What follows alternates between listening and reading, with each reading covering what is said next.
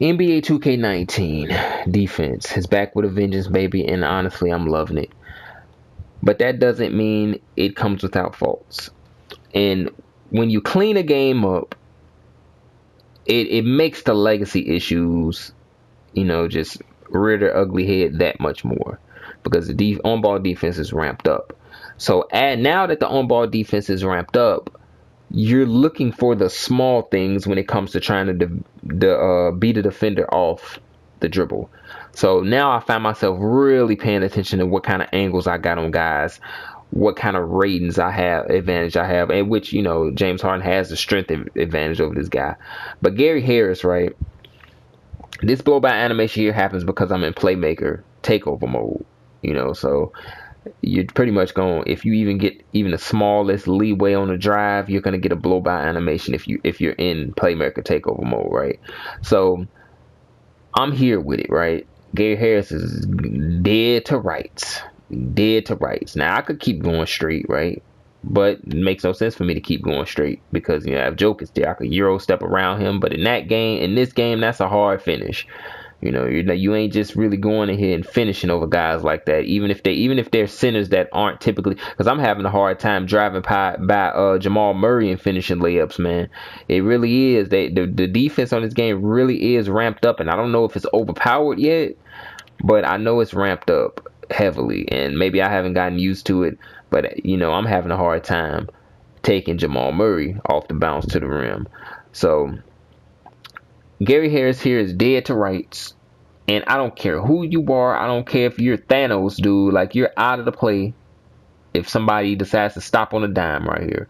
And that's exactly what I do. Boom. So at this point, this dude should be going, Gary Harris should be flying right into Jokic. Jokic should be flying into Millsap, and Millsap should be flying into Murray and Chris Paul like a pure domino. Okay, maybe I'm going too far with that, but at the very least, the dude should go past the free throw line. But look, none of that happens. He just kind of turns around and pivots, and then not only contests a shot, but just puts his hand through my face, which should be a foul like every time. Because clipping, look, I don't mind this kind of clipping. It is what it is. Just as long as the damn ball don't get the clipping all over the place. This should be a foul. It actually should be an open shot. So I don't, this is a legacy issue. This game's momentum system only works when it wants to. And then the fact that they don't really have foot plan technology in this game, it's going to lead to stuff like this.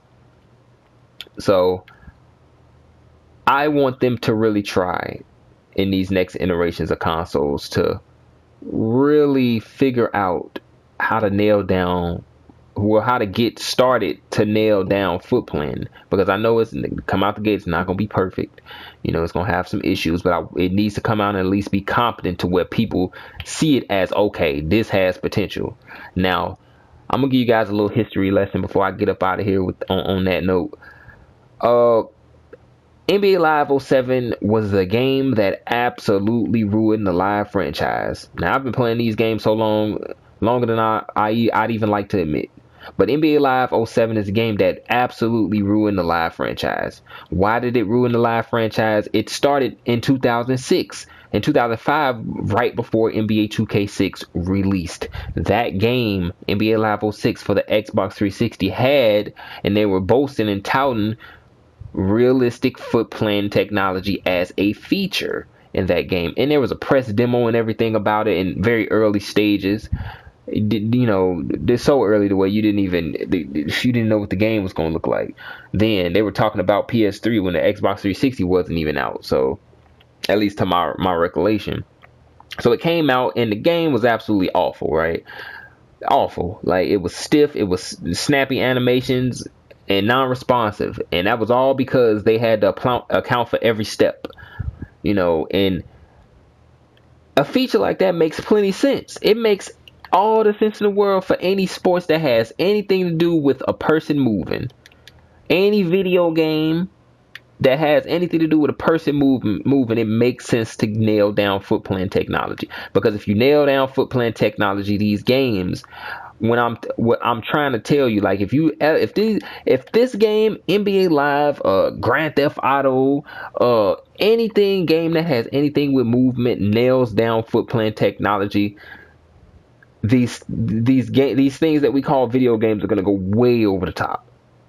Especially a game like a sports game, like a football, like a basketball. You know, this would take this stuff to the next level, dude, because everything you do would be calculated. There would be no room for stuff like this at all.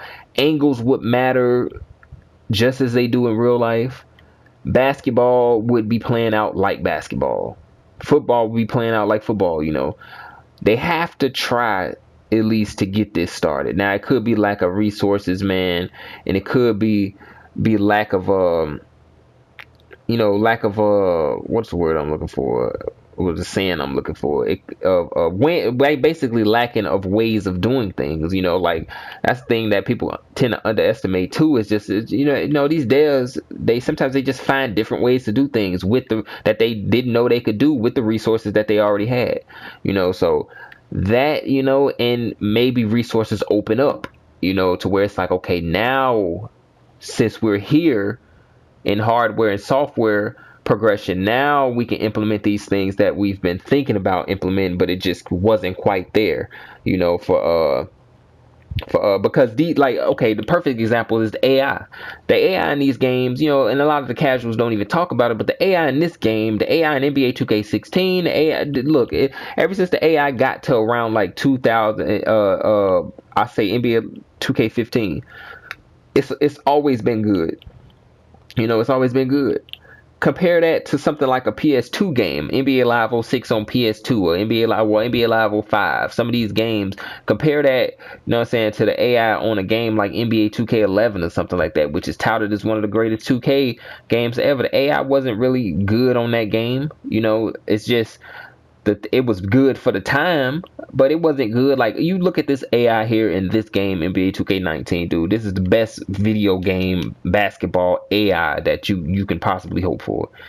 The things that they do here are insane, so this is a product of more resources opened up, so now we can do things that we always kind of wanted to do, but we had limitations. And that's what I'm hoping for these next gen consoles, man.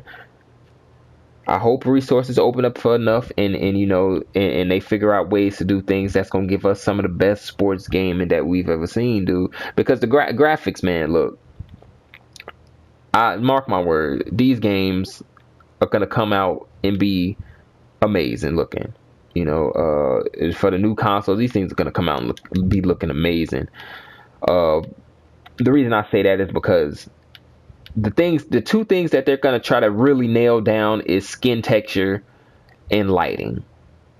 And if they can nail those down even halfway on these next gen consoles, man, these games are just going to look absolutely just out of hand, and mark my word, that is what they're heading towards, because that's just generally everywhere. Lighting, skin textures, lighting, skin textures, lighting, skin textures. So that's basically what developers are gonna really be trying to nail down with the new hardware at they dispose. They're gonna really be trying to nail those things down.